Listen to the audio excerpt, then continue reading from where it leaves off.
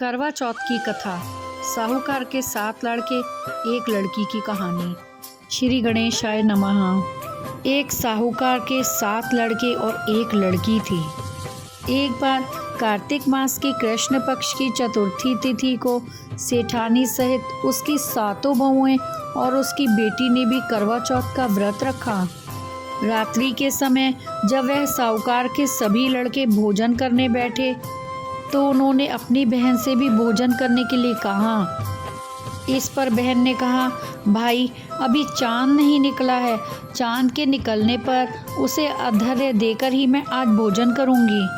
साहूकार के बेटे अपनी बहन से बहुत प्रेम करते थे। उन्हें अपनी बहन का भूख से व्याकुल चेहरा देख बहुत दुख हुआ। साहूकार के बेटे नगर के बाहर चले गए और वहां एक पेड़ पर चढ़कर अग्नि जला दी। घर वापस आकर उन्होंने अपनी बहन से कहा, देखो बहन, चांद निकल आया है, अब तुम उन्हें अर्घ्य देकर भोजन ग्रहण करो। साहूकार की बेटी ने अपनी भाभियों से कहा, देखो चांद निकल आया है, तुम लोग भी अर्घ्य देकर भोजन कर लो। ननंद की बात सुनकर भाभियों ने कहा, बहन अभी चांद नहीं निकला है, तुम्हारे भाई धोखे से अग्नि जलाकर उसके प्रकाश को चांद के रूप में तुम्हें दिखा रहे हैं। साहूकार की बेटी अपनी भाभियों की बात को अनसुनी करते हुए भाइयों द्वारा दिखाए गए चांद को अर्घ्य देकर भोजन करने लगी।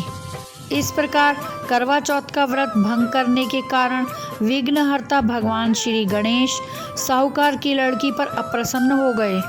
गणेश जी की अप्रसन्नता के कारण उस लड़की का पति बीमार पड़ गया और घर में बचा हुआ सारा धन उसकी बीमारी में लग गया। साहूकार की बेटी को जब अपने किए हुए दोषों का पता लगा तो उसे बहुत पश्चाताप हुआ। उसने गणेश जी से क्षमा प्रार्थना की और फिर से विधि विधान पूर्वक चतुर्थी का व्रत शुरू कर दिया। उसने उपस्थित सभी लोगों का श्रद्धानुसार आदर किया और तदुपरांत उनसे आशीर्वाद ग्रहण किया।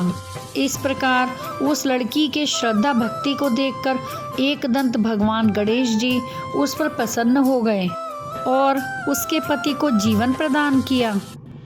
उसे सभी प्रकार के रोगों से मुक्त करके धन संपत्ति और वैभव से युक्त कर दिया और वह पति पत्नी खुशी खुशी रहने लगे और वह हर आने वाले करवा चौथ का व्रत रखती रही। करवा चौथ माता की जय।